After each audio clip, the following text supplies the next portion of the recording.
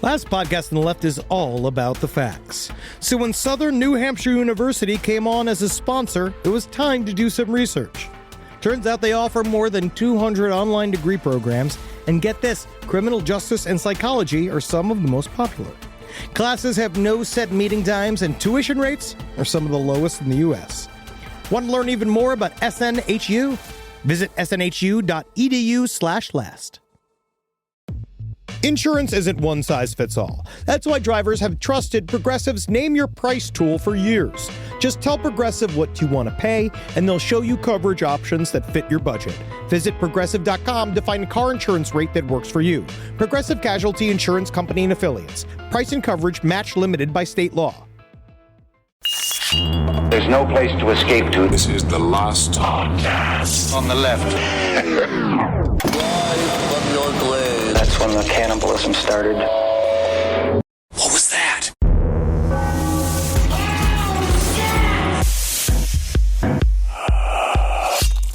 There's a lot of unrest in this country right now, and there's a lot of stuff is. going on. But Marcus really reminded me of something that to be honest, I feel like more people need to focus on during this time period. What's that?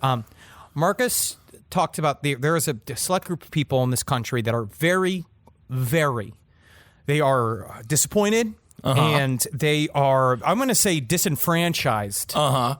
By their load size. By their load size. Is in laundry loads? They don't have enough clothes to fill a laundry machine? What do you mean load size? Dog meat? Semen X. Semen X. Okay, so we're we talking opened our about show. limited amounts of cum. We open our show, which we have ads, right? The Yes. ads that we've sold. Sure. With an ad. This is how Marcus talked about it. Marcus pitched this to us. He's like, literally is just like, we all come in, we'll all be like, oh, police brutality. Oh, deal with all this shit. Marcus is like, what if we made all of our loads bigger? Right. And I was like, thank you for I feel like my character is being maligned at this moment. I feel like that Henry is painting it like I care more about cum than what's going on in this country right now. We can, first of all, care about multiple things at once. You can.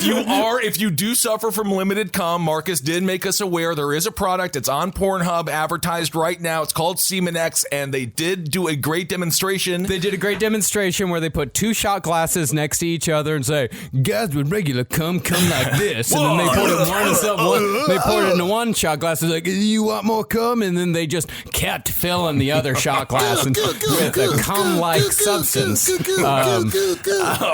merely a part of a conversation. It was a part of the research process in which I saw this, and we'll talk about it later. I don't know who needs more cum. Either way, this is Last Podcast on the Left. Relaxed Ben. I am Ben with Marcus. Obviously, Henry as well. Yes, obviously I am here. But I think it's important because if we can, I feel like, because female orgasms get to last for like a minute or something. If we can extend the male orgasm to past when racism is beaten.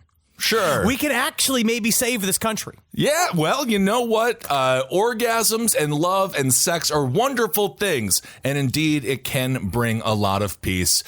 This episode, obviously, as we've alluded to, there's a lot of problems going on in the world right now, a lot of problems in the country. If you want to listen to Henry and I discuss this, you can listen to Side Stories, Abling Its Top Hat. We're going to keep you up to date on what's going on with all of the social unrest and all the politics involved in what's happening. But this episode, we really wanted to spread some joy, spread some laughter, and remind all of you, laugh, laugh, laugh. It's the thing that can cure us all. Like that? It's also... That's how I relax. That sometimes I'll do that to kind of get it out. Like I'll go, but you know, you sound like the main villain from, I think it's called Minions. What the hell is the name of that dumb cartoon? Despicable Me. Yes. Yeah. I sound like the police commissioner. Yes, indeed. It is also the 10-year anniversary of our first show that we all did together called Roundtable of Gentlemen. Rest in peace, Kevin Barnett, Bird Luger, R.I.P. forever. So this episode, Marcus wanted to bring us back a little bit and share a few stories that are stories that we definitely would have talked about on a roundtable. And I'm assuming cum will be involved once again. Yeah. If not the size of different animals' genitalia. Well, that's exactly how I got to the Semen X ad, because I had to check out the work of a person that we're going to be talking about in one of these stories. But is that what you tell Carolina? I had a conversation with Carolina about Semen X, and she said, you don't need any more. Interesting. A conversation. Wow. But Ben, I can't do the news story until you bring me in. I don't even remember how I used to bring you in. And now for a story from newsman Marcus Parks? I think that's it. That's it. I believe so. That's it. Spanish porn star Nacho Vidal is under investigation for manslaughter after a man died during a ceremony involving toad venom. Oh, what happened? This story came out. Like, I hate it when we do side stories and something like this comes out like the second after. It always does. Right? It's mean like, God damn it. Now, I'm looking up Nacho Vidal right now. What does this guy look like? Is this have we seen this guy? Nacho Vidal, he's like a Rocco Siffredi type. I don't know who either of those people are. I don't focus on the man. The problem with the man is that all I ever see, you know what I hate about male porn stars is the balls with the seam. Yes, You know what I mean? Like the big, horrible, taut, like brown, gray balls that look like they were sewn together by the fucking Dr. Frankenstein. Mm-hmm. Yes, it's never good when your balls look like it could be a character from Nightmare Before Christmas. I also saw a penis so big the other day. The balls were on the top. I swear to God, I don't know how that happened. But okay, Marcus. Okay, so he's known from because I want to get into the details of this case because I'm not exactly certain what happened. I know that he's done scenes for Tushy. Mm-hmm. He did a movie called Anal in the Dark, which that's got to be dangerous because how do you find it? Just sticking back from here. Oh, Big Tit Cream Pie 36. Oh my goodness! Yeah. And Nachos, of course, Milkmaids. Love those girls. Hopefully they all had fucking insurance. Yes, indeed. And he's a part of the Spanish porn scene, and I started getting into the Spanish porn scene and what sorts of awards they give away. You know, of course, the Spanish have avians just like we do. Sure. It's called the Ninfas. Oh. And in 2000, the best Spanish film, Bowls and Milk. Bowls and Milk. Which Someone's was been followed... taking Semen X. I feel like that's what it comes down to. Is that if you could make it look like a whole bowl of milk and then have a bunch of cats around it, I think that you're making too much semen. I would think so. And I definitely want to watch the 2003 winner for Best Spanish Film, Hot Rats. See, now, neither of those are attractive titles. But what about Serial Fucker 5? Well, now, why would you have sex with cereal? Is somebody dressed as Captain Crunch? Is it little people that are Snap, Crackle, and Pop? What is happening here? Well, Vidal and two other individuals were arrested on May 29th. They were arrested on suspicion of manslaughter following an 11-month investigation. Damn. The actual death happened last June. All three released provisionally, and investigations continue. Police have not named the man who died. The names of the other two people, a man and a woman, who were arrested along with Vidal, were not made public. These people were involved in a large ritual. Like, it was supposed to be some sort of, like, shamanistic ritual. The Spanish porn star was the shaman. Okay. And one of the guys involved in this shamanistic ritual died from inhaling toad venom from the Buffo alvarius. Do we know, you guys know a lot about ritual. Is toad venom, is this something that would be commonly used in a sexual practice? I've never heard of venom being used like this. Snake venom, toad venom. I also didn't really know that toads had venom. I thought they were nothing but cute little jumpy creatures. But is this a sexual thing? This was not a sexual ritual. Oh. This was not I bet you at a certain point, because right here, if you look at this, also known as the Colorado River toad or the Sonoran Desert toad, the amphibian releases a venom called 5-MeO-DMT, which is known to have hallucinogenic effects. So I imagine what they did was like, you're supposed to get like a hit of it or a certain level of hit of it where it allows you to just see 9 dicks Right. Okay. on yourself. So it's like, about expanding your own sexuality. it is like that Simpsons episode. I believe Homer licked a frog, had hallucinations. Now, of course, Homer licked that frog. He did not shove that frog up his asshole. Do we know, did they just take this frog, stretch it out, and shove it up their buttholes? Do we know what happened? You got to milk the toad. I don't want to think about it. I don't want to think about it. No, you have to milk the toad. And then it's who DMT. here- You milk the toad for DMT. Who here has the smallest hands? Samantha, you're on milking the toad duty. Oh, that's perfect because I just got off the set of Milking the Toad 4. And the toad is just, I think I'd be a good porn star called the Toad. I If I believe that. shaved my whole body, right, and I got into a new weird arcane, like, swamp porn, where it's all just about, like, a Cajun woman is lost out in the Oh, my Everglades. goodness. Oh, where am I? I don't know. Oh, yeah. Ribbit. Oh, my gosh. Is that the toad? Couldn't help but notice you look lost in the swamp, man. I'm so lost. I'm so horny and lost. Oh, my God. Why am I so horny and lost? Oh, it appears that my compass is looking for a direction. Oh, my gosh. I'm so horny. I'm getting hornier and I'm more lost than ever before. Did I say direction? Yes. I meant erection. I'm so much hornier than I was, and I'm also more lost than ever before.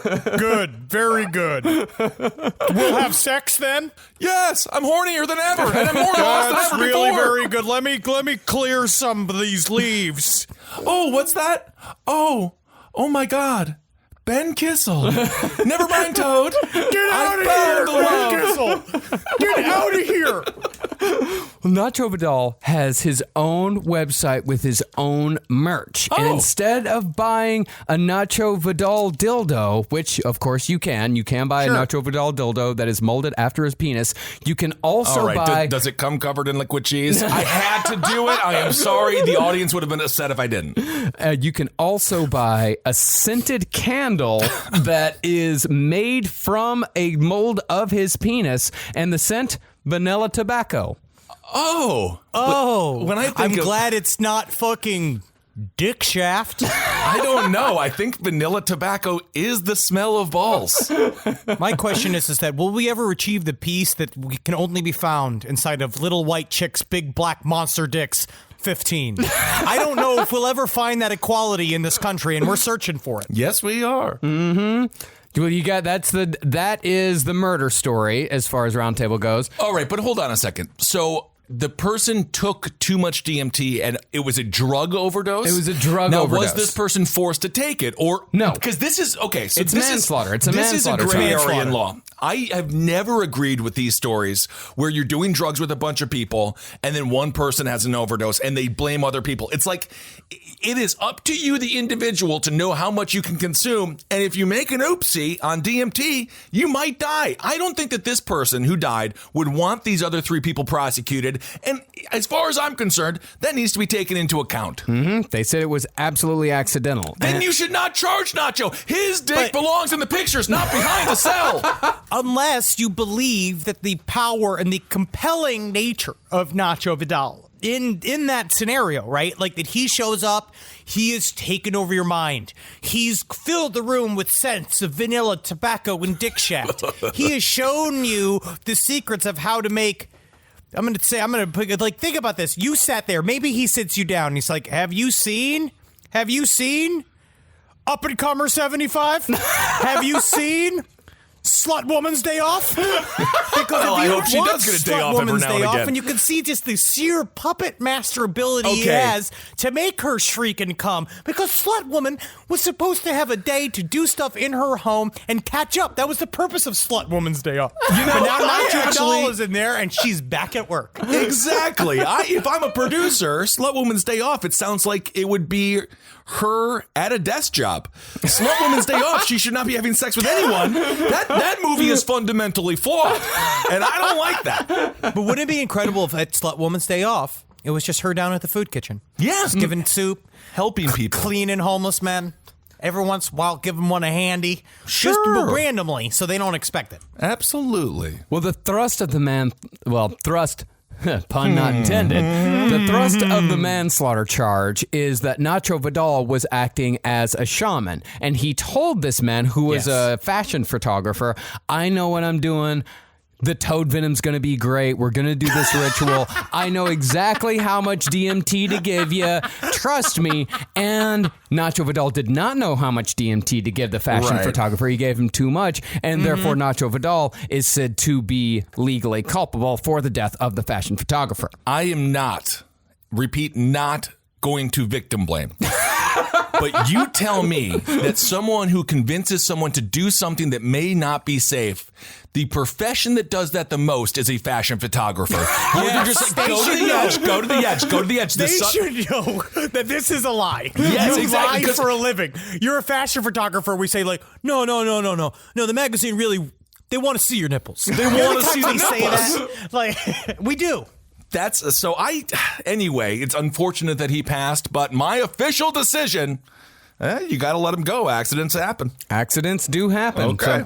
So are we saying free Nacho? Free I don't Nacho. know. I want to be, before we side with Nacho, I'd like to see a little bit more about, like, his social media history, other things that he's said and done before we come out pro Nacho Vidal. The justice is blind to social media. Just in what we have here, I say free Nacho. Just so you know, Nacho Vidal in 2000, 2001, and 2003 won Best Actor for Buttman's Anal Divas, Face Dance Obsession, and Back to Evil. All right, so now this is another place where I have to point you should only win the award if you're doing something that's difficult. If Buttman was if it was Buttman Goes to the Vagina, I would say, wow, that's unbelievable. But Buttman he's in an anal. That's where Buttman belongs.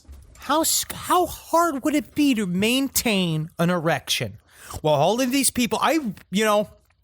This is when we were applauding at 7 p.m. back in the day in the pre fucking riot times when we were applauding for good things. Well, people are still doing that. I would think a lot of times of the male porn stars, the bravery they have to just keep it up for the hours that they have to keep it up. It is not easy. We have met a few male porn stars, and they are shook. There's PTSD because they got to inject it with stuff. It's not fun. We've got some male porn star listeners. Yes. Yeah. We got guys listening right now. And good on you, sir. Good on you. All right. So free Nacho. That's my Tommy consensus. Pistol. Henry needs more information. And Marcus? Neutral. God damn it. I will say, Tommy Pistol's like a little bit shorter than me. He's the coolest guy in the world. I mean, it's just he's mostly penis. Tommy Pistol, the porn star who is slightly shorter than you, the coolest guy in the world. He's cool. He's a cool guy. He's a cool guy. But yeah, man, woo, Okay. that's gotta be a lot. But when you have such a big penis and you're so small, which is why I'm so thankful. I'm thankful that the universe just gave me what I got, because that's very maintainable. Absolutely. What I have. But I feel like, does he get dizzy? How much blood's getting in there? Honestly, it's possible. Side stories, lpotl@gmail.com. Let us know if you're a male porn star out there. Do you ever get dizzy after the flow of blood goes to your enormous cocks? Let us know. This podcast is brought to you by Squarespace. Squarespace is an all-in-one website platform that helps you stand out online. Yes, that's right. You don't have to smash your face with a hammer. You can just start a business. It's got everything you need on Squarespace, from securing your domain to building a professional site and showcasing your work all in one place. Let's say you want to show everybody how you can carve your ribs out of your lower abdomen so that you look more like a Ken doll. That's amazing. You can bring your vision to life with AI-powered design or curated templates, plus flexible editing tools that helps you create something that truly reflects your style, especially if you are somebody that is trying to corrupt the young men of America. That's what Squarespace is really going to help you. Squarespace makes it easy. It makes it easy for you to put all that together, and you just go to Squarespace and do it all. Thanks, Braden. Head to squarespace.com/left for a free trial. And when you're ready to launch, use offer code LEFT to save 10% off your first purchase of a website or domain. This is a paid ad by BetterHelp. You know, stigma shows up in a lot of different places. I know I had to explain to my handyman about the devil imagery in my home. I had to explain that in our home, El Diablo es bueno. And he reluctantly agreed. I think largely just because he was in my home and he was scared. But over time, he began to see, the devil can be my amigo. See, even in 2026, stigma can get in the way of a lot of things, right? My handyman almost didn't put up my floating media cabinet, right? You got to get support for your mental health. Maybe you've encouraged friends to consider therapy while avoiding taking the first step yourself because you're busy, worried what others will think, or telling yourself you should handle it alone. No, you need a team. Get therapy with BetterHelp, the world's largest online therapy platform. Give me a space to slow down and talk through what's building before it feels unmanageable. Says take a short questionnaire to identify your needs and preferences, and BetterHelp will handle the initial therapist matching work for you.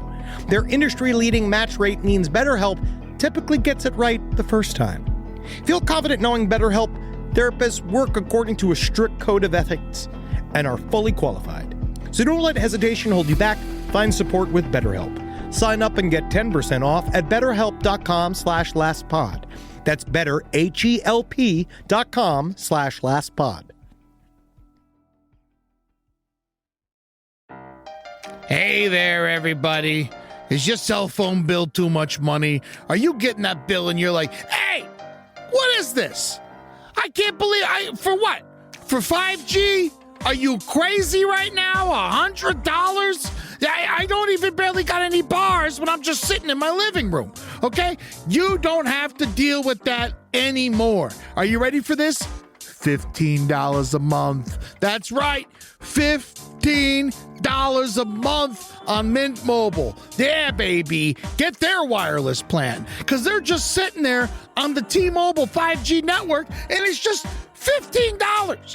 Your whole life, you're just paying all this money every month. You're like, why? Where's it going? It's going to these phone companies that are robbing you. So go to Mint Mobile. Let them help you talk to your mom. So get your new wireless plan for just $15 a month. Go to mintmobile.com/LPOTL. That's mintmobile.com/LPOTL. Cut your wireless bill to $15 a month at mintmobile.com/LPOTL. That's it. There's no catch. Upfront payment of $45 for 3 months, $90 for 6 months, $180 for 12 months. Plan required, $15 per month equivalent. Taxes and fees extra. Initial plan term only. Greater than 50 gigabytes may slow when the network is busy. Includes up to 20 gigabytes hotspot. Capable device required. Availability, speed, and coverage varies. See mintmobile.com. Okay, well, let's move on to our prepared piece for this week. Oh, what do you mean that last piece wasn't perfectly prepared? What are you talking about, Mr. Parks? This one is called Buried Alive for Fun and Profit. Oh, biggest fear ever. Okay, this is actually a tough one. Drowning or being buried alive? Drowning. You'd rather drown? Easily. Drowning. Easily. Absolutely, of course. Yeah, definitely. Wow. If you think otherwise, I mean, that's straight. I don't even like the idea of being halfway choked. Well, but what about if you're buried alive, you can talk to the worms, you can talk to the snails, you can sort of befriend the underground creatures, and they're not all predators. If you're at the sea, there ain't no flounders out there, there ain't no guppy, it ain't an animated series. You're around sharks and whales. If you're buried alive, you could make friends with an earthworm. If you are talking to earthworms and underground animals, you're already at the point of brain death. It's already too late for you, but you've spent hours of the screaming and the struggling inside of a grave. Yeah. Like, it takes, it's 3, 3, and 3. It's 3 days without water. Okay, what? 3 months Are you without talking about the shelter. Herman Cain economic plan, the 3 999? weeks. Yeah, no, 3 weeks without water, without food, and 3 days without water. Yeah. I think. Yeah. Don't take any of that. Don't take our word for any of that. Now, I'd like to think that most of our listeners already know the origin of the phrase "saved by the bell," because I know. You wake up in the morning and you get up on this morning and you're walking on time. Yeah, you know what? Wow. That's all I remember from that theme song. In hindsight, they should have been meaner to Screech. That's all I'm going to say. They should have been We know meaner. that now. In hindsight. Yeah, I know we've probably mentioned it a few times during our long tenure here in the podcast world, but to give a refresh, the phrase comes from the 19th century when the general public had such an overwhelming fear of being buried alive on accident that inventors cleaned up on live burial prevention. I'll tell you what, I still haven't stopped being afraid of being buried alive. How many deep sleepers have been sacrificed? We're going to get into that. Well, in the case of the bell, strings would be tied to the deceased person's limbs and neck, and those strings would be attached to a network of bells above ground that would ring if and when the living person trapped in the coffin started thrashing around. That's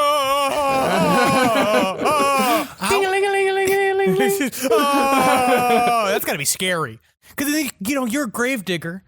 You got into this not because you wanted to be a part of the emergency services. You wanted shit to go like real slow, and you just wanted to fucking drink your sherry, right? You wanted to drink your whatever your old school booze and dig graves. And if you hear that bell going, that's the one thing. How many of them are going to really jump? Because how much paperwork is that? You know what? I'm going to, in their defense, that ain't my job. All right? Like, I marry, I don't non-marry. It's like the Hippocratic Oath for doctors. You do no harm, but if you're a gravedigger, you're not allowed to undig. That's against what I'm the saying. order.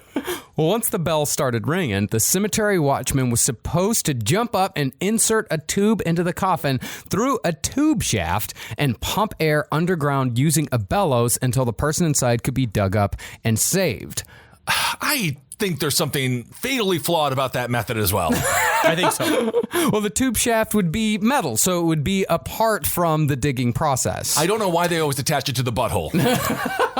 Just to fill them up. Who doesn't like to be inflated like a bike tire? But do you remember we saw these in Edinburgh? Yeah. When we did our cemetery walks? Mm-hmm. They're fairly well constructed. Like, these are big ass tubes to get to get all of this fucking air down there to save your fucking ass. All right. Well, the problem was that since bodies naturally swell when they decompose, the bells would often give off false alarms, prompting numerous hurried disinterments followed by disgusting disappointments. Cool. And also, that's how the pervasive the idea of the vampire was constantly. So they'd hear it ring, they'd go fucking dig it out, and then they'd just see like an emaciated corpse, and they're like, cut a head off, cut its head off, and they're like, done without that, sir. That's my green man. This is also what happened in Jason Lives when he killed Horseshack. Now, while the thought of being buried alive with only a series of strings and bells to save you is terrifying, there were very good reasons why the 1800s were the heyday of methods such as this. See, in those days, cholera, a disease which causes death by dehydration due to excessive diarrhea, spread quickly amongst the populace. So burying those who died from cholera within 24 hours of their death became common practice to prevent further spread. I love shitting, but I don't want to shit myself to death. No. You know, It's a bad way to die. can I just... death by chocolate is never good. No, this would be more of a death by milk if you're lactose intolerant. Can I just say, though, the first time you do the diarrhea, yes, I'm saying that, it feels good. Yeah. It feels good. We've all said this. We've been saying this for years. That's your time. Mm-hmm. That's like when you have diarrhea, it's like you're taking fucking back time from your fucking boss. Absolutely. Sitting there being like, oh, you got to work because you can go, I gotta make. And then they legally can't make you work. Because what do? Just shit your pants in the cubicle? How would you ever get hired if you refer to going to the bathroom as you gotta make? I gotta make. Because then if they try to fire me, I say, well, that's my culture. That's what my Hungarian people said. If you're an employer out there, now add another question to your interview. Do you refer going to the restroom as going to make? If you do, you're not hired. However, it was discovered that some people who were thought to have died from cholera were actually just unconscious with a very low heart rate. And sometimes those people would wake up after they were thought to be deceased. Okay, but this is my question. How would they get less dehydrated when they're buried underground? How would they even if you just have a small pitter patter, once you're buried underground, wouldn't your heart just be like, I tap, I give. This is the Kurt Angle ankle lock for my arteries. Once the suffocation starts, that's when the body starts fighting back with fight or flight. It starts fighting back automatically. The person is probably still unconscious, but it's like one of those things where, say, somebody's in a coma and you take a pillow and you're going to suffocate the person in the coma. Who knows why? I'm not asking. But you go and you put the pillow... Don't you fucking even dare ask my motives. It comes down to it. This is between me and my family. So you go and you put the pillow over the person who's in the coma. Yes. That person is still going to struggle. Do you think? That doesn't mean they're going to wake up, but they're still going to struggle. Something in the lizard brain is still going to struggle against being suffocated. Is that true? I think so. You know, So, I think... Because you don't see that when you take them off the systems, right? A lot of times they go... and it's kind of boring. Unfortunately, it would be more interesting if you shut off the systems and they went like, there'd be a lot less people with the DNR, You know what I mean? If they found out that when you turn off the system, you went like, God, I'm going to hell. I see it. I'm going to hell. I seem to remember in movies, people who are in comas that got smothered, they had a bodily reaction. Movies That's don't bad lie. actors. Movies don't lie. It's on camera. I think we all know the only way to resuscitate somebody within a coma is to play them the theme song for Animaniacs. That will wake up anybody at any time, no matter their condition. Terry Schiavo! Always mentioning her. Now, most of the stories that you hear about being buried alive are apocryphal, meaning we can't confirm them. And it's not like people were being thrown into coffins all willy-nilly. In fact, the word wake comes from the days when people would wait with dead bodies to see if they would, in fact, wake up. Because sometimes they did. Interesting. Most of the time, though, dead was very obviously dead. But natural phenomena such as swelling, voice box activation through air escaping the lungs, and death erections were usually the culprits when people appeared to be not quite dead. Oh my God. Look at the size I mean, of that would be amazing if they went to go check to see if your grandpa was dead. And then he just like, they're like, we think actually he might have passed. And then they all look down and see the beep. And you look at the grandpa's face and he goes, wink. It's like, one last one. Just cut to Grandma being like, one more ride for Granny. Could you not have sex with your dead husband, please, Granny? We got the grandkids right here. You don't want to That is- do that because Why? I mean, is there a medical reason Natalie, other than it's gross? But we've talked about this on the show. Natalie's job is at my very end of life, she needs to smother me to death with her breasts. No. That's how it goes. You don't want to have sex with a dead body with an erection because most of the time when you do that, the fluids that are inside of the body will come out through the mouth. And I want to thank Semenex for the amount of cum that I was able to vomit on my deathbed. Wouldn't that be crazy having fucking sex with the dead guy's last erection and the very last, like a fucking fadeaway shot at the buzzer? Woo. You get pregnant? I'm like Oh my fucking God. 75 years old? Not even joking. What? Is that possible? I don't think that's possible. I think semen dies with the body because as Someone soon doesn't believe in the human spirit. Yeah, and a lot of people would think like, oh, that person's still alive because after you die, sometimes air escapes the lungs through the mouth and the body will go, Like he's having an orgasm. But very rarely, people would be buried alive. In 1867, a 24-year-old French woman appeared to die from cholera, and, as was thought to be prudent, her body was buried no less than 16 hours after she died. But after a fair amount of dirt was thrown on her coffin, the gravedigger started hearing knocks from the coffin, from the lift. Excuse me, please, sir. Excuse me. Sorry, I dig. I don't undig. So I don't undig. yeah, you're gonna have to wait there. When the coffin was opened, it was found that her heart was still beating and her eyelids were twitching. Ooh. But because she was still near death and nowhere close to a miraculous recovery, she still died the next day. Oh, man. You still get the bill. I feel like you still end up getting a bill for fucking burying her, unburying her, and then reburying her. Absolutely, it's a double burial. Does someone just come with is there someone waiting in the wings at a cemetery that just has a bow and just like, yeah, all right, there's another one. She's gonna be taken anyway, and just shoots her in the head. Now, because of this story and a few others that were, as we said, apocryphal and no better than urban legends, the fear of being buried alive became, in the Victorian mind, a very real possibility. Even fairy tale author Hans Christian Andersen used to travel with a note card that said, "I am not really dead," and he'd place it on the dresser next to every hotel bed where he slept. Oh, isn't that nice? We have a goth stain with us today.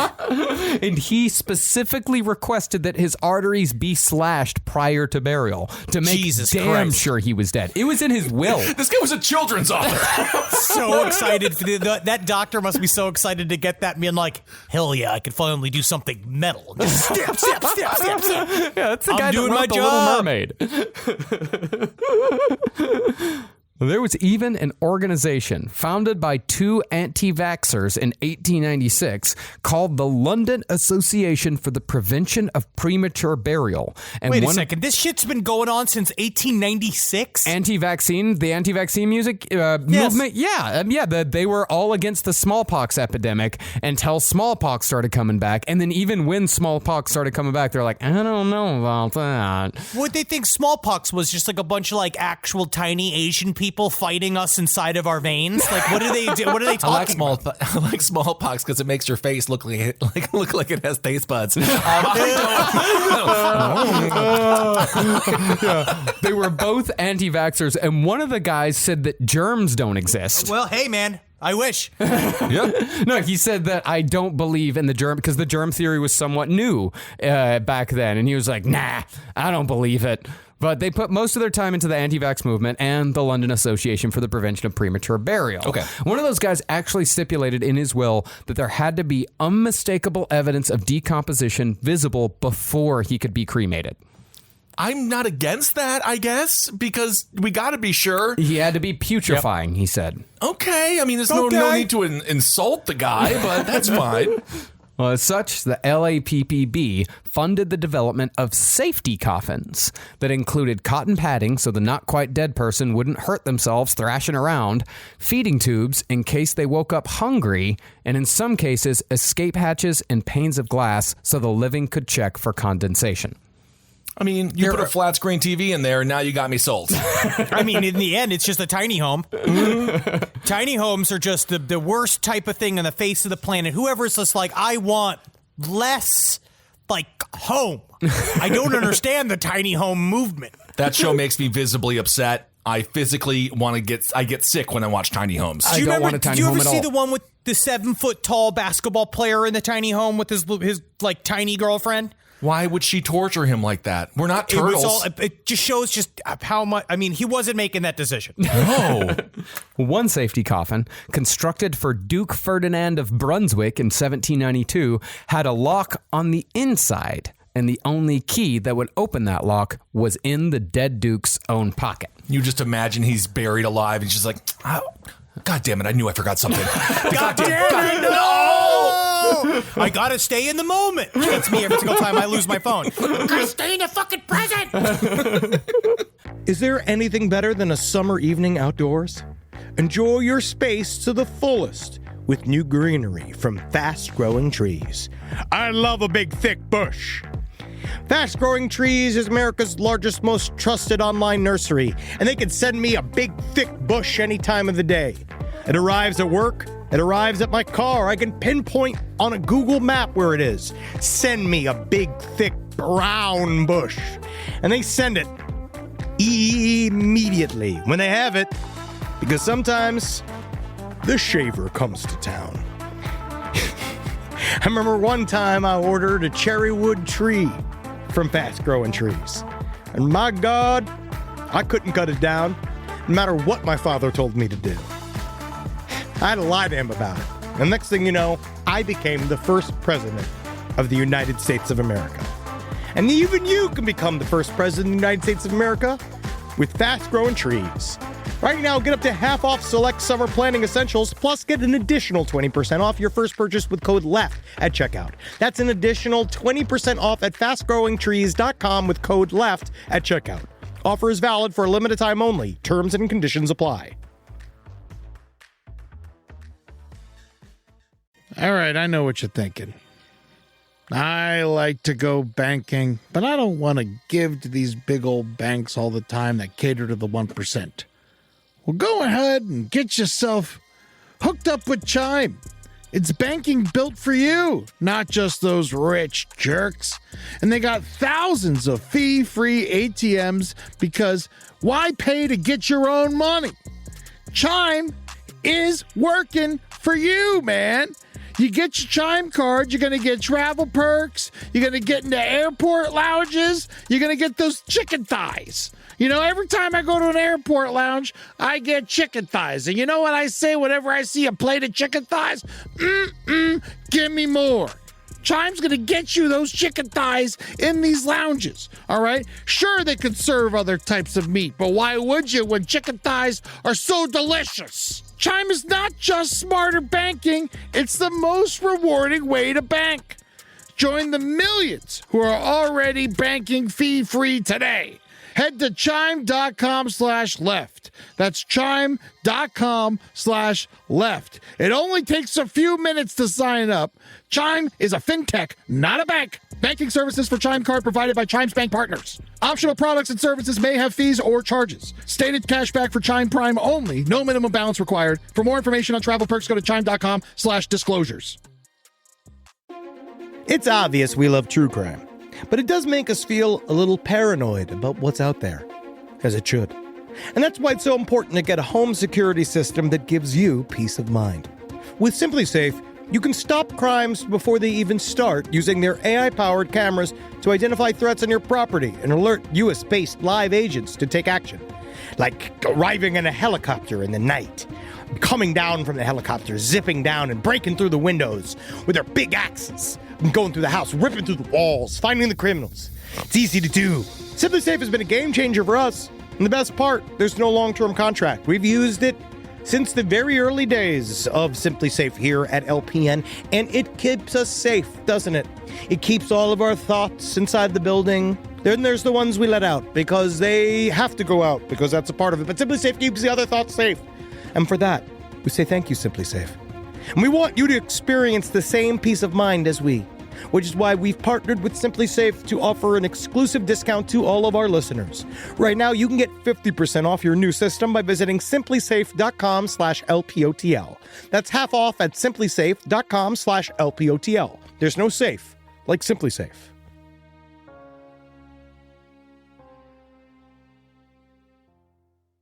Now, usually it was better for all involved if those in the medical profession just made sure the person going into the coffin was dead before the coffin even came into play. Yes. Because all those safety doodads are a little ridiculous for something that is essentially made to rot. Was there some religious reason why they wouldn't mess with the corpse? Because in my opinion, you just go old school mob, you put a mirror under their nose, you stick them with a pin. Was it something like don't mess with the body? No, not at all. Okay. Because sometimes those methods didn't work. Because you really just have to do what Hans Christian Andersen has to do, is like slice the corpse's throat. And some people are like super chill about that. Sure. And some people get really mad if you take their Aunt fucking Karen and then you're going to show with like, well, make sure she's dead. I'll cut off one of her breasts and slap her in the face with it. And you're like, whoa, Dr. Simonson, whoa. Seems a little extreme. Maybe just find Don't what worry. I bring in my associate, the bone splitter.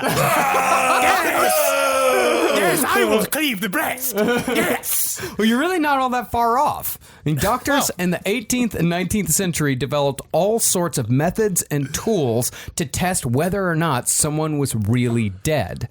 These methods have all been gathered on many websites, but the main source seems to be Buried Alive by Jan Bondeson, who is absolutely a Last Podcast approved author. Awesome. Jan Bondeson has written all sorts of awesome books that I have on my bookshelf at home. As you see, we have here a giant dead Kissel. Get a 24 case of Bud Lights, open every one of them slowly, right beneath his nose. Then order chicken wings and play football. If he does not wake up, he truly is dead. Concerning the methods for testing death, one of the most popular was the tobacco enema.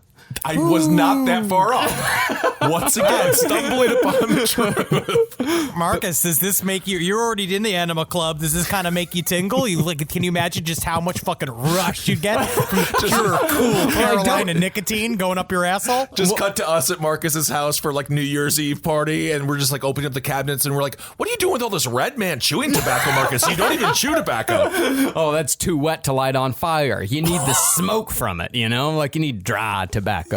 See, even if it's going up your asshole. Well, it's the smoke. That's what's going up. You're not just shoving. You're not just fucking shoving chew up your fucking butthole. You said tobacco enema. You don't think that everyone thought that? In my mind, you take a bunch of chew and you get one of those cold brew sets like Spring Hill Jack sent me. Love your cold brew. Good work. What you do is you take that cold brew set from Spring Hill Jack Coffee, fill it with chew, make it, and then that's how you get a fucking, like, you fill it with water that soaks, and then you take that water and shoot it up your asshole. That's what I figured, and the next thing you know, your asshole is playing baseball in the major leagues. It's hitting 300, and it hit the game-winning home run of the World Series.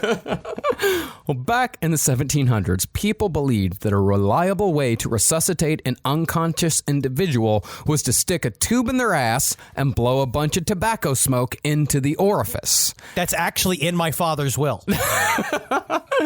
It was such a popular method that smoke enema kits were kept in public buildings with such ubiquity that they could be compared to the defibrillator kits found in most office buildings in America today. All I know is, if I'm dead, you don't have to make me a reverse chimney. I don't need any more humiliation. There was even a rhyme, which went as thus. Tobacco glister, breathe and bleed. Keep warm and rub till you succeed. And spare no pains for what you do. May one day be repaid to you. You just know there's some poor kid who's just like, may I have a puff of it? Can I just like, stop smoking all the corpses' assholes, please? It was just a fucking tobacco-stained asshole calamari. That's the only thing I think about is like the pig asshole calamari, but it's all covered with fucking chew juice. But these are the medical professionals of the time, right? This isn't like local yokels. No, dude, this is like, I mean, this was as ubiquitous as stop, drop, and roll. Oh, it's my like God. They taught the tobacco enema rhyme to kids. They taught it to everybody, just so you know, like, if someone passes out, you can grab the nearest tobacco enema kit and fucking blow smoke up someone's ass and wake them up. Be like, do you remember how back in the 80s, you used to have to have a house fire plan? Yeah. Uh-huh, of course. Do you think they had the same thing where they're just like, and young Billy, you will man the tobacco enema machine. And you have to choose the son to be like, remember, if I ever appear to be dead, son, you ought to remove my patriotic trousers. You ought to spread the back door of my manly orifice. And then you, son, ought to make sure your father's dead. That's a lot of responsibility. I mean, you know he's alive if he starts blowing smoke rings out of his ass, because that is a talent that could get you on the 1990s Howard Stern show. But the problem with using this method to ensure that people who died of cholera were really dead There's was problems with it? Yeah. I didn't know we were going to go with that. We're not still using this? Cholera. Debunking this? Cholera was a diarrhea disease spread by diarrhea being everywhere. And tobacco enemas sometimes resulted in poopy mouth. What are we doing here? Are we fucking siphoning a gasoline from our dead parents? Yeah, because sometimes it would just be, you light the tobacco, you got the tube, you light the tobacco, you light a cigar or a cigarette or a pipe or whatever, and you just take a puff, inhale, and then exhale into the tube, which went into the asshole. Like you're siphoning gas? That's what I'm are saying. you talking about? There's no machine that can do this. Well, that's the thing, is that there was another smoke enema device that used a bellows. Yes. That was called the double blaster. I think Nacho Vidal actually was in Double Blaster 5, 9, and 14. Oh, wow. They got up to 14, huh? I'll have to see how that series ends. It didn't take off, though. It didn't. The double blaster didn't take off. All the people getting cholera kind of put them off the tobacco enemas for a while. But the lingering influence of the smoke enema is the phrase, this guy's blowing smoke up my ass. That's where it comes from. Wow. I'm alive, buddy. Hey, buddy, I'm fucking alive here. Stop doing with the bellows, okay? That's I was trying to sleep outside. I am being forcibly divorced from my wife. Another method for testing death was tongue cranking. In one case, a doctor claimed that he revived a young woman by rhythmically yanking her tongue with forceps for 3 hours straight. Okay. So, 3 hours fucking straight? 3 hours straight, just yank, yank, yank, yank, yank, yank. I mean, it's kind of fun to treat her like a toad. And she eventually woke up. So, mortuaries engineered a device that yanked the tongue for them. But, okay. I mean, honestly, I'm happy it worked. That's good. That's He good. was trying everything he could. So. But I guess it's the idea of making a whole machine that just does tongue pulling that I feel like immediately is used for other purposes. Because I feel like you're sitting there and you're lonely in the corner. So when does the tongue pulling eventually become a coroner's penis pulling machine? Well, pretty soon. The more high-end mortuaries, however, dabbled in galvanism. Introduced by scientist Luigi Galvini, this method involved hooking electrodes to the body, which would make the limbs twitch and convulse, hopefully waking up the unconscious being in the process. I can't believe he was able to stumble. I can't believe he was able to stumble upon this while making linguine. That's an amazing feat. But that's so much fun to get a dead body, and then you can put it just like, let us try to see if it can dance. And then you set up all of these electrodes on it and just zap it, and they just sit there and like watch the limbs flop all around, and you're like, yes, he is dead. Yeah. I mean, honestly, you could do a kick-ass corpse version of Riverdance. Remember when that was all the rage? Get him kicking, have a little good times with it. You know, the nice thing about dead actors, you don't got to pay them. No, man, sometimes you got to pay their families, though. Actors don't have families, I don't know. However, we act most of the time. If you're a good enough actor, a lot of times you'll end up acting your way out of several families. Yes. And then you find a family towards the end of your life that you settle on. Absolutely. However, the machinery for galvanism was expensive and would just as likely kill as save. But on the plus side, the public demonstrations of galvanism with the twitching limbs and promises of restoring life were a huge inspiration for Mary Shelley while she was writing Frankenstein. Okay, cool. But speaking of mutilating the body, sometimes physicians would simply snip off fingers or toes. What is this, the beginning of the movie Darkman? What is happening? And even if you do wake up, you're like, couldn't you have just punched me? Why do I not have a toe anymore? They're really going for it. They'd pour scalding water on the body sometimes because they thought a dead body, and it's true, a dead body will respond to wounds differently than a living body will. Yeah. Does it have to? Okay. The point, right, of all of this is to awaken the body, right? Can you tickle the toes? Yeah. Can you do something that is less mutilating if they are alive? Well, they'd done all that first. They tickled the toes They first? tickled the toes I didn't first. see that. I didn't see that in the documents. Or they'd burn the person's nose with the candle. They figure if a flame to the nose doesn't wake them up, nothing will. And it's all to see if they would twitch just a little bit. And if they twitch just a little bit, and they're like, oh, okay, that person's still alive. Don't bury them yet. Okay, am I wrong here? This was like 130 years ago, right? Not long ago at all. So, like, our great-grandparents probably had this done to them on their deathbed.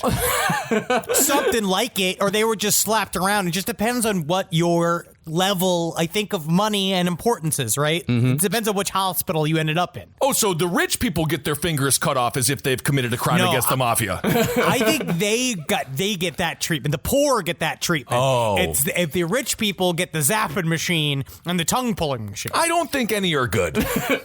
Well, perhaps the dumbest of these methods that would most likely kill the person they were trying to save was the needle flag. I don't even... Okay. That's pretty sweet. All right. In 1837, the French Academy of Sciences offered 1,500 francs or francs, however you want to say it, to any young scientist who could invent a foolproof death test. Where am I going to find 50 people named Frank? Well, the winner actually came up with a method that's so simple you wonder why there was even a contest in the first place. He suggested trying a new invention that people were using to diagnose respiratory disease called the stethoscope to listen for a heartbeat. And if there's no heartbeat, then the person's dead. Okay. That's fucking stupid. That's not fun at all. You mean to tell me I don't get to slash a corpse's throat or use the tongue puller? Dr. Fuck Zabrowski, this. that is much more reasonable than what you've been doing, which is openly spreading your ass cheeks over their genitalia and seeing if they like it. Yeah, see if they'll rise to the occasion, because people have said that if you just look at just my butthole, you can imagine a sweet 18-year-old co-ed. But it's just the rest of me that spoils the fantasy. But that was the winner. The losers were, for the most part, fantastically stupid. And a singularly named German scientist named Mitteldorf came up with what was possibly the dumbest of all. Yeah, of course, my brother older dwarf, and then I got my younger dwarf, and then I'm the middle dwarf, so I do have middle dwarf problems, you know. I don't get enough respect. No one pays attention to me. I don't understand why I was stolen by that little girl. Well, Mitteldorf devised a method that involved a long, sharp needle attached to a little flag. And his theory was that if you really wanted to see if someone was dead, you'd plunge the needle into the patient's heart and wait for the flag to twitch. So you kill them. You kill them. If it didn't, the patient was dead. If it did, then you just stabbed a living person in the heart with a needle. And then you got to deal with that. Well, I mean, he invented the game Risk, which I think that's great. Yeah, he used the Langer's Deli version of making sure that someone's alive. I don't want the same little flag that's put inside of a 6-foot Italian sub to be the line between me and being buried alive. Honestly, you got to keep the tomato in there, the lettuce, and the meat, and the cheese. I understand the purpose. Okay. But if I was experimenting with some form of vor where I was going to be made into a giant sandwich, then yes, that would be appropriate. Oh. Amazingly, a doctor named Severin Ickard actually tried it on a dead child. Ickard had declared the child deceased, but after the family expressed doubt, he jabbed the needle flag into her heart and, seeing no movement, declared her dead again. Of course, making it stranger was, I now declare this child part of Ickerstan. And he jabs the frickin' heart with a stupid flag. And I nominate you, father of this dead child, to be president of Ickerstan. Yes, me! This, of course, was the end of the needle flag, because the family accused Ickard of killing their daughter if she wasn't already dead. They said if she wasn't dead then, she sure as fuck is now. This man is the only man dumb enough to... This man is the only one dumb enough to ever get accused of murdering someone dead. And after a slew of bad press, the needle flag was banished forever from medical science. Thank God. Ickard, however, actually went on to invent another method for testing death, in which a piece of paper placed near the mouth of the deceased, treated with invisible ink, would be activated upon decomposition to show the phrase, I am really dead. Just fucking use a stethoscope. Yeah. Wow. But that was useless too, because decaying teeth would produce the same chemical that activated the ink. And European dentistry in the 1800s was not exactly what you'd call fantastic. Can you imagine I just imagine your teeth as a bunch of rotting corpses inside of your mouth. Like little lines of dead teeth is becoming gray and brown. It's been like, there's a lot of people who say that I have terrible breath. And to those people I say, hello, how are you? Thank you, Richard Ramirez. Happy to have you here with us at the Stinky Breath meeting. This guy... You know, maybe he was smart. It seems as if he's overthinking it. In a weird way, right? Like, it seems like that is such a roundabout, jackassy way to figure this stuff out. Yeah. Well, I mean, that's the thing. I think a lot of these scientists, like, they're looking for something to do. Yeah. And they're looking for a way to feel relevant. So there's, it's like, come up with as many inventions as possible, and maybe one of them will stick. Everyone thinks they're Thomas Edison. Honestly, they were looking for a place in history as well. Like, this is a time period where I think, maybe I'll talking a little bit about a school about this, but it seems to be this is a time period when they were actively trying to make the medical profession, like, legit, right? Because people were scared of doctors for so long because they said they were a bunch of grave robbers and essentially serial killers that you would use our bodies as experimental fields, and they were correct. Yeah. Up to a point, but then it gets, but maybe if we came up with something that really helps society, it would help make people less afraid of the doctors and the morticians and the undertakers. But when it involves just sticking a tube up a guy's asshole and smoking a cigar into it, making him some form of big old stinky hookah, I feel like that's when we're getting to the point where we're like, I don't know if this is helping. A real butt Limbaugh. I feel like at this point, we watch horror movies like Human Centipede. But if Dr. Dieter Laser was around in the 1800s, he would be a doctor. Yeah. Like, it wouldn't be a horror film. Yeah. It would just be like, maybe it'll work if we shit. If there's 3 people, 2 taking dumps in one person's mouth, maybe that will kill cholera. No, it did not. As far as the other entries in the death contest went, one guy invented a pair of nipple pinchers to test the pain centers of the deceased, while another claimed that there was no greater test than placing leeches on the patient's butthole. You're right. Nipple clamp guy is still in business. Like, that family He's is having still fun. That's just him going like, squeeze, squeeze, squeeze, squeeze. Ooh, yeah, I can't wait to do this to my fucking self.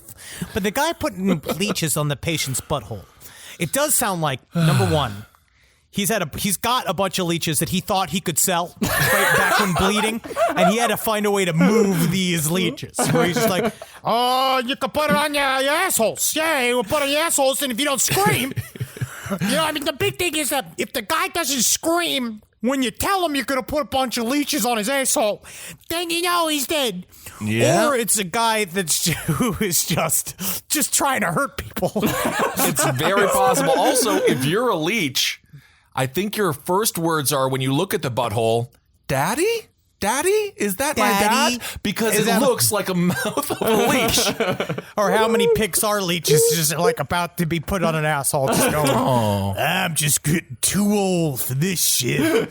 Pixar needs to make a movie about leeches. They need to show love to the leech. They've saved a lot of lives, truly. I mean, they're creepy, but they have saved lives. Yeah, the leeches make it. Yeah, if you got a necrotizing wound, you put leeches on it. It'll eat all the dead flesh away. Yeah, you want to... I don't think it's true. No, wait, that's maggots. Maggots will. Yeah, and they still do that. That is actually, they're medical maggots. Well, I don't know what school they went to, but that's fine. Funny thing about all this panic over the dead really being dead, though, is that it actually gave us the word morgue. There's a lot of words when it comes from the funeral industry. All this like panic about the dead being dead, a lot of shit comes from this. Yeah. Born from the French word mourguer, which means to stare, it comes from the days when Parisian morgues were essentially sideshows. Man, we miss a lot of fun parts of history. We miss the darkest part. When darkness was entertainment, that was this time. Yeah, as opposed to now we have shows like Live PD. Now we don't like to see violence. Yeah, we're beyond it. Yeah, we're fancy now. Yeah. Yeah, sophisticated. Yeah, we didn't have people saying, writing T-shirts that say "Burn Bundy Burn" outside as he was electrocuted. No, we're sophisticants. Mm-hmm. Well, back then, unidentified bodies were displayed behind glass so the public could view them by the thousands. And this, like all macabre public gatherings in the past, came complete with a jaunty atmosphere that included souvenirs and food vendors. Yay! Pastries specifically. Okay. Wow. Now, are we talking savory or sweet pastry? I'm guessing savory. Ooh, all right. I'm there. I'm in. I prefer savory pastry as well. You know there was a Kissel and great Kissel. You'd be like, I'm just here for the pastry. I don't even care if they kill him. I don't care for the display of the dead, but I do care for how deliciously sumptuous the chunks of sausage are. These wonderful hand pastries that have the color of the nails of the dead. I'm going to say, and I don't want to be anti-American, but when it comes to the pastries, we're the only ones who do it sweet. I mean, we exclusively sweet. You're literally that's not true. No, that is not true. No, because we invented the Hot Pocket. We did not invent the...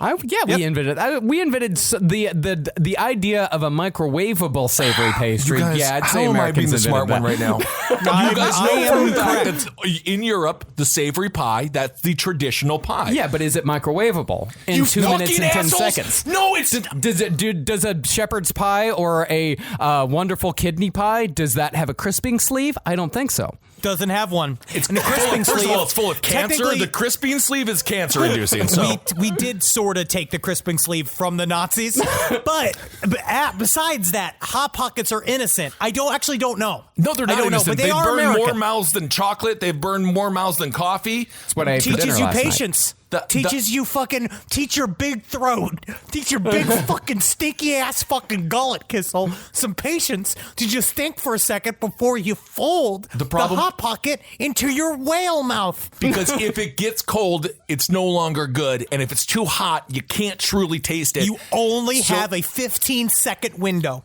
to eat it. It's like a banana. It really is. It really is. And that's why it's controversial. Well, this practice of viewing bodies was eventually frowned upon. I don't know why. Maybe somebody recognized someone in the unidentified section and freaked out, and the act of viewing dead bodies as a form of entertainment became taboo once again.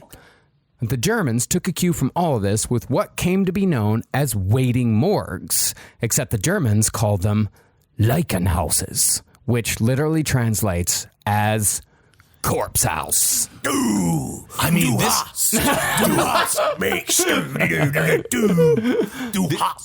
This is a strange time, though. Was it Leichenhaus? Leichenhaus. It actually sounds... That's the softest I have heard a German word. That's softer than morgue house or corpse house. So, I mean, to their credit, it was kind of nice sounding. Yeah. I mean, Lebensraum has a lot... Like, that sounds like a nice word, but it has a very dark history to it. Yeah. A lot of stuff that you find out. A lot of stuff in that time period you find out really does. Because technically Lebensraum means living room, which is nice. You know what I mean? I like my living room, you know? But I don't think that my living room needs to, like, go past, like, into Poland and, like, all throughout Europe. You know what I mean? That's where some people's families were a part of those systems. Yeah, absolutely. In the Leichenhaus, corpses would lie on trays surrounded by fragrant flowers to hide the smell of decomposition, which is where we get the practice of having flowers at funerals today. What the fuck? It all comes from this weird-ass time? Yeah, even though the smell issue is largely taken care of. But yeah, that's where flowers at funerals come from, because the corpses used to stink really badly before modern embalming techniques. Before using flowers, they used to just cover it in stew. So that the smell of the marinating onions and beets would actually cover up the corpses. But apparently, it just ruined stew for about a decade, where then everyone stopped eating stew. But then when the stew stocks dropped, that's when all of Big Stew got involved, because Big Stew was like a big arm of the feudal system at the time. I love stew. But the purpose of the Leichenhaus was to wait for putrefaction, i.e. the liquefying of a body, because once something putrefies, you know it's dead. Did they bet on it like marble racing? Well, it was a week. It took about a week in Germany. You know, it's different times for different seasons, different seasons, different climates. You know, someone will putrefy much faster in, say, Colombia than they will in Norway. Sure. I hope so. Yeah. According to records, however, not a single person was ever discovered still alive in a German Leichenhaus. Definitely not, because if they were immediately killed again. Immediately killed. Long before these tests were made, however, horrific stories of people being buried alive did exist, although, as we know, record keeping on these sorts of things are unreliable. Take, for example, the story of Alice Bunden in 1656. Bunden was a bawdy, not-so-well-liked alcoholic who one day decided to experiment with poppy water, which is essentially opium juice. Oh, sure. Cool. She became so intoxicated on this poppy water that she fell into a sleep deep enough where it was indistinguishable from death. That is not good. No. That is not good. That's how Jackie's been talking about it recently. She's on like a new cocktail for sleep. She's like, you really got to do this thing that I've been doing. I was like, oh, what have you been doing? She's like, I take like 10 milligrams melatonin, a couple of milligrams of indica edibles. I do this, and then I just sleep for like the dead for like 10 hours. I was like, you would be buried alive. Yeah, I think it's called the Marilyn Monroe. Is that it? It seems as if maybe they wanted her dead and they wished her dead to the point where they just said, let's pretend. You're absolutely right. Let's just bury her. Yeah. And the excuse they gave was that, like, oh, wow, this is like the height of summer, and boy, she's going to start stinking so fast. We better get her in the ground, like, now. Like, now. Today, now. This is our chance. This is our chance. Get it out. Yeah, they fast-tracked the burial. A few days after she was buried, though, a couple of boys playing in the graveyard heard a voice coming from under the ground. It was Alice Blunden, who had finally sobered up from her opium bender. But Hey, I'm supposed to go and help. I'm supposed to go to the sausage festival, but now I'm on a butcher day. Hey, You have to just deal with this fucking bitch. Can you imagine just waking up hungover in a grave? She was probably pretty grumpy. But by the time someone believed the children and the coffin was exhumed, Alice Blunden was a bloody mess, having torn out her own mouth into a muddle of bloody gore in the panic. Whoa, jeez. How does that even happen? How do you tear out your own mouth? Trying to just gasping and just fucking tearing, trying, like it's a weird primal thing that, you know, people say like happens fairly often in these cases. Damn. Great. Okay. Well, I guess the community got what they wanted. You were the one who asked. I asked. I did ask. Damn. Okay. But as scary as all this is, there have also been people who have buried themselves alive for fun and profit. Now, plenty of Indian yogis have buried themselves alive for extended periods of time and survived through slowing their breathing and heart rates. Yeah, David Blaine did it. He did do it. That's the thing, is that these techniques were adopted by escapists like David Blaine and, more famously, Harry Houdini for buried alive acts throughout the years. And Hannibal Lecter in the first Hannibal, or in Silence of the Lambs. But many times, escapists have discovered that they are no Houdini. That's rough, man. And that's a bad way to find out that you're not one. No, I'm a real Houdini. In 1977, a radio DJ for WXLW Indianapolis. Hold on. You have a radio DJ? Okay. He moonlighted as an escapist. This is my thing. If you're going to be an escapist and you're going to threaten your life, I feel like it should be a full-time pursuit. Yeah, if only you're thing you working do. in drive radio, you're up at 4 a.m. Like you're too tired to come up with all of the backup plans Hell no. for your escapism. I tried telling that to Bill Shirk, live mornings, WXLW, Indianapolis. By day, a DJ. By night, an escapist. In 1977. Usually that just means alcoholic for radio DJs. I have to be drunk by 7 o'clock because I got to be up at 4. I gotta be up at 4 because you tell me I just got an earlier night than you do, friend. Yeah. Nice thing is, I'm getting peak drunk at happy hour, so I'm actually saving money if you think about it. Well, this guy, Bill Shirk, buried himself alive for 79 hours with a 10-foot python, 2 tarantulas, and a rattlesnake. It's such a morning zoo thing to do. Hey, man, this is the trying to you gotta carve a corner for yourself in this life. I know. That one went great, though. It did. He did it for charity. He even got a donation from Jimmy Carter. It did pretty good. Great. And building off that small amount of fame, Shirk starred as himself in a movie called The Escapist, which had pretty much the same plot as UHF, except it was a radio station, and the final act was Shirk escaping from a straitjacket while being hung upside down from a helicopter 1,600 feet up. And he actually did remaking this movie. I am remaking this movie. As a fucking a drive time radio DJ. That is so funny. Yeah, the idea of like everyone cheering the radio DJ as he's hovering from a helicopter 1,600 feet up. That's a great way to end a movie. Yeah, I like this. I'm getting. And then he releases the fucking straitjacket and just plummets straight down to the ocean. Wow. Well, do you guys want to hear the crawl that went at the beginning of The Escapist to kind of get you up to speed on the story? I'd love to. Absolutely. Bill Shirk had dreams that he and his brother Hardin would become masters of escape like the great Houdini. Then Hardin was critically burned in a high-speed powerboat crack-up. What? The dream was put aside. Now Shirk is faced with the loss of his small radio station to a huge financial syndicate. He is forced to revive the dream and to learn there is a time when dreams become nightmares.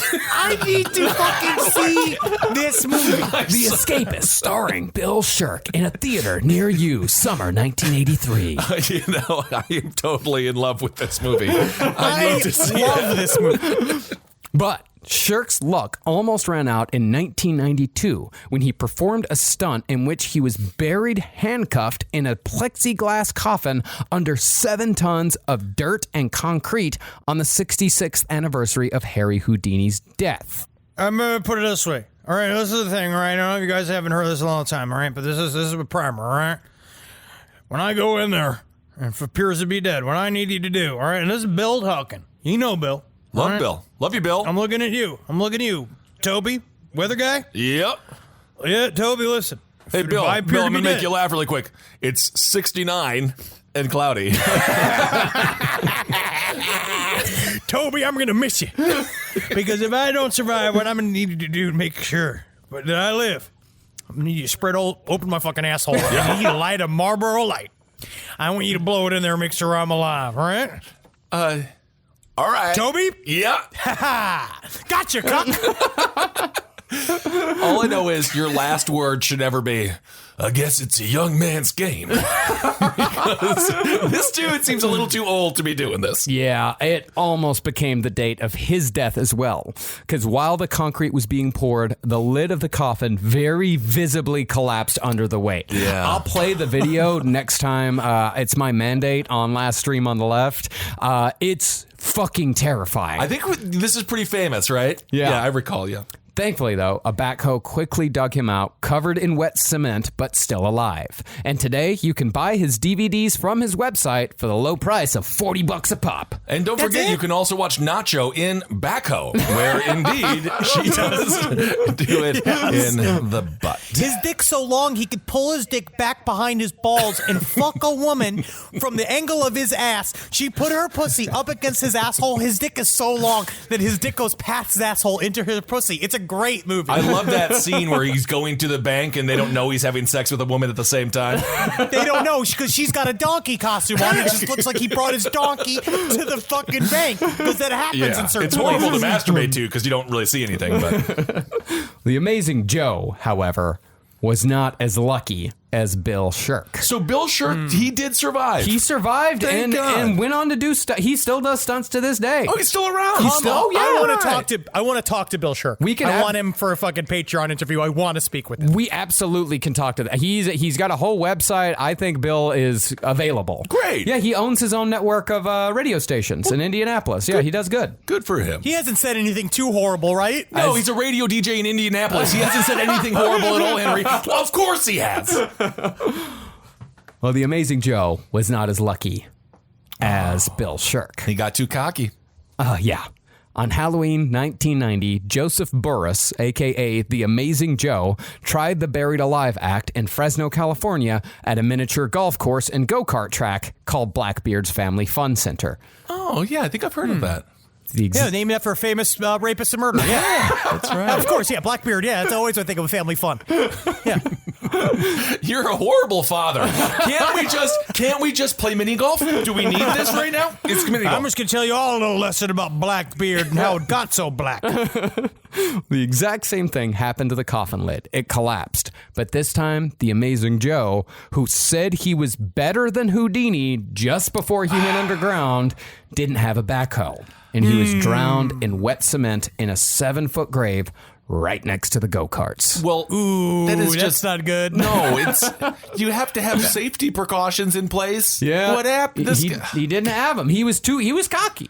Yeah. Can there be a legal precedent that if your name is the Amazing whatever, and you are buried alive in a sea of concrete that you set up yourself, that you change the name legally afterwards to like the mediocre Joe. Yeah. Or the unfortunately now dead Joe. The unfortunate Joe. Because I don't think that you're that amazing if you've become a part of the infrastructure of a miniature golf course by your choice. With any luck, they can kind of sculpt it to make it look like Han Solo. Just be like, look at that. That's kind of cool.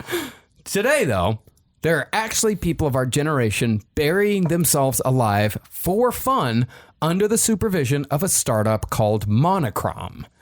These people invite others to participate in their performance art piece by being buried alive for 15 to 20 minutes. Okay, but I would assume that this is done safely. It's done safely. Of course, Okay. it's done safely.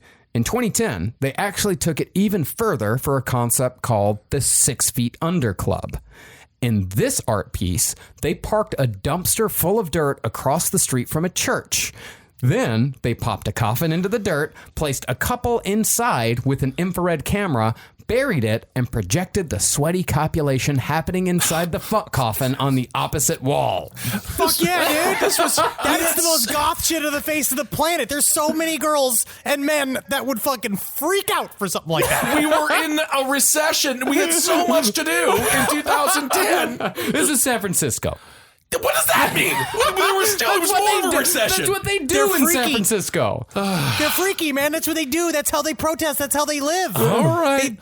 And from what people who were at the event said, the couples who participated, which included a hetero couple and 2 female sex workers with a strap on, came out satisfied, having completely and thoroughly fucked the fear away. Great. I love that. I love that. I think Peaches sings about that in one of her songs. Fuck the pain. Yeah, one of her serious songs talking about the nature of love. Well, I really hope that I am not buried alive. We will make sure it won't happen. We'll put a pineapple up your ass. We'll make sure nothing happens to you. Thank you all so much for listening and learning with us on this episode.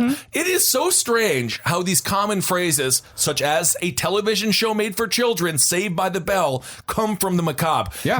We talk about this all the time where it's like, are we in like the strangest timeline where true crime is super popular? And she's like, I think folks have been into this stuff forever. Yep.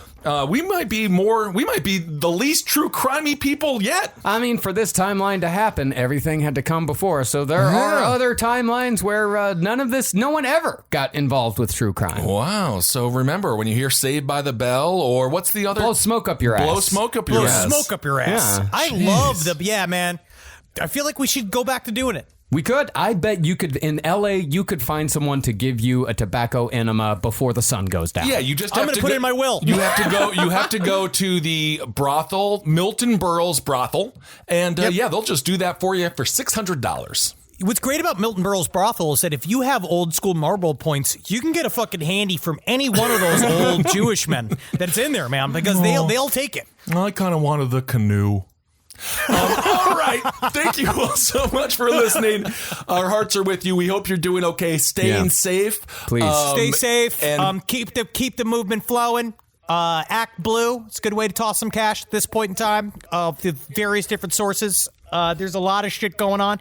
And we're going to do our best to keep you abreast of the situation as far as we can tell. And you didn't even laugh when you said the word abreast. I didn't I'm even so proud laugh. of you. All right, everyone. Hang in there. We're going to get through this together as always. And congratulations, 10 years for Roundtable. We miss everyone. And thank you all so much for supporting that show. And obviously, again, RIP KB. It's been, KB. We are getting, time is happening. Yeah. I forget every day until I found out the Olsen twins are almost 30. All right. Yeah, everyone. we were talking about that. Ed and I were talking about Roundtable the other day, and it was just like, because he talked about, he's like, how he knows it's 10 years is that episode 3 happened the day after his hernia surgery. And I was like, that truly is, and we've said this on the show, a memory in long fat man history where he remembers it from his fucking fat man injury for surgery. Roundtable truly is, I mean, hell, the 10th anniversary of Roundtable is pretty much the 10th anniversary of the network, because that was the first show. That was the one that brought us all together. That's where all this started. So, I know there's some of you out there that have been listening since that time, since the fucking basement. So thank you very much for supporting us all these years. And of course, if you want to support what's going on right now, I put out a tweet for a place for people to donate money. It kind of distributes money across a lot of causes. So if you can't go out and protest, then this is the way to help. Even if you can give like $5 or something, every little bit helps. Absolutely, we're on your side. Yeah, we're on your side, and we absolutely love you. And honestly, we wouldn't be here today. I mean, I feel emotional because we did make it to fucking 10 years, and it's a thing. And y'all been here this whole time, and we hope that we can be here for you. We can't. During this time, we're trying to figure out how to fucking deal with this country. All right, the audience feels very uncomfortable when you're being emotional, Henry. So let's not do Technically, Henry is a chuckle hutter. That's the thing. He's a chuckle hutter who graduated. So me and you always have that over him. You graduated. All right, everyone. Thank you so much for the support. And again, everything on Roundtable was said many years ago, so take that with a grain of salt. All right, hail yourselves, everyone. Hail Satan. Hail Geen. Magustalations. Don't forget about Satan. He's out there, man.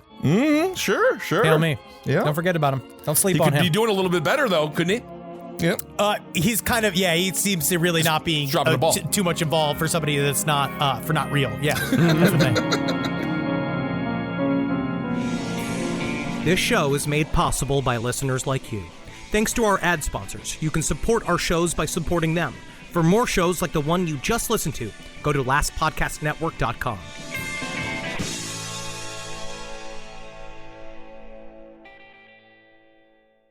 You wouldn't take financial advice from a 72 hours in a single day alpha influencer, would you? Same goes if you're in a car accident or any accident. Who you choose matters. That's why Morgan & Morgan exists. They're the largest injury law firm in America, and they've built a reputation by actually winning cases, not just talking about it. Over 1,000 lawyers across all 50 states and $30 billion recovered. Injured? Go to forthepeople.com/podcast. That's forthepeople.com/podcast. Hi, listeners. Marcus, Ed, and Henry here. It's a little bit of an announcement. You loving all the episodes of Last Podcasts on the Left lately? Well, listen, now you can get even more from us. Squeeze it out of us. If you want to hear new episodes ad-free and unlock access to Last Podcast on the Left 7 days early, subscribe to SiriusXM Podcast Plus on Apple Podcasts or visit SiriusXM.com/Podcast Plus to start your free trial today. Do it.